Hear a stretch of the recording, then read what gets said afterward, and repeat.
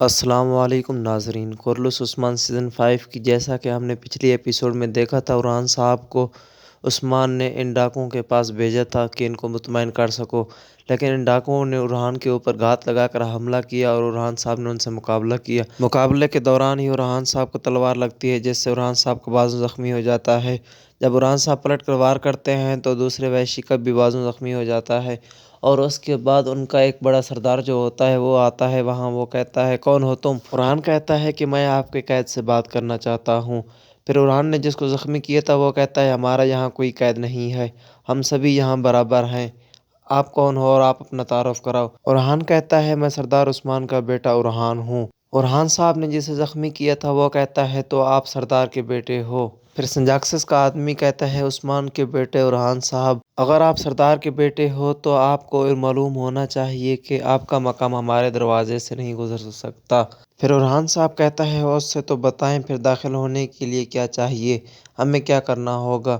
پھر سنجاکسس کہتا ہے کہ سب سے پہلے آپ کو اپنی تلواریں اور لباس ہٹانے ہوں گے، اس کے بعد ہی آپ اس دروازے سے اندر داخل ہو سکتے ہو۔ پھر ارحان کہتا ہے کہ جس بندے پر آپ نے گھات لگائی آپ اسے ہی تلوار چھوڑنے کا کہہ رہے ہو۔ پھر سنجاکسس کا آدمی کہتا ہے اتنا خون بہائے جانے کے بعد بھی اگر تم زندہ ہو تو تمہاری جان ہماری امانت ہے۔ سنجاکسس کا آدمی کہتا ہے اپنی تلواریں اور لباس چھوڑ دو تاکہ ہم تمہاری بات سن سکیں۔ پھر ینیش شہر کو دکھایا جاتا ہے۔ ینیش شہر میں ایک درویش داخل ہوتا ہے جو کہ شیخ کا کردار ادا کرنے والا ہے اس ڈرامے میں، اور اس کے بعد دکھایا جاتا ہے کہ زہر کتائے کے بیٹے کو لے کر آ رہے ہوتے ہیں ختنے کے لیے، لیکن وہ کہتا ہے کہ میں نے ختنہ نہیں کرانا، مجھے چھوڑو۔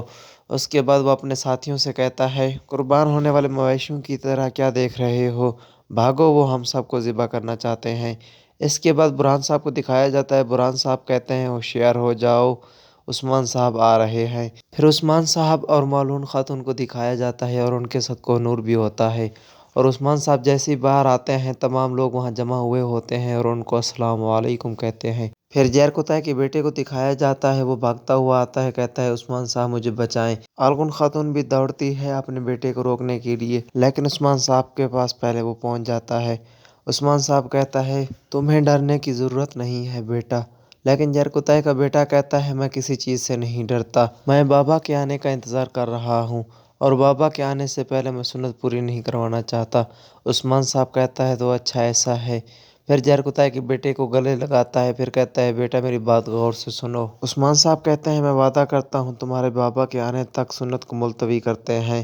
پھر زہر کتائے کا بیٹا بہت ہی خوش ہو جاتا ہے اور عثمان صاحب کے گلے لگ جاتا ہے۔ زہر کتائے کا بیٹا عثمان صاحب کا شکریہ ادا کرتا ہے۔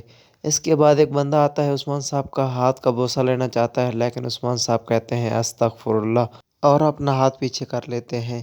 اس کے بعد عثمان صاحب کہتے ہیں ہم اپنے گھوڑوں اور تلواروں کے ساتھ بہت سی فتوحات کی طرف بڑھیں گے۔